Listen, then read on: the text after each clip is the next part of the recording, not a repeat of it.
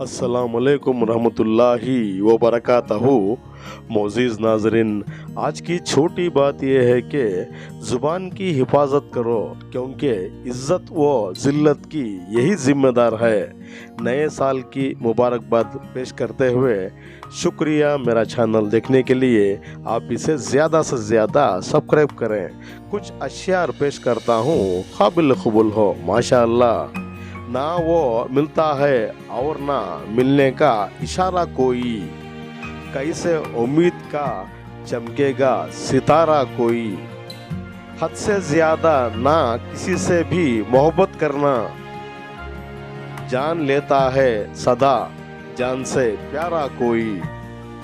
बेवफाई के सितम तुमको समझ आ जाते, काश तुम जैसा अगर होता तुम्हारा कोई। चांद ने जागने रहने का सबब पूछा है, क्या कहें टूट गया ख्वाब हमारा कोई। सब ताल्लुक हैं जरूरत के यहाँ पर,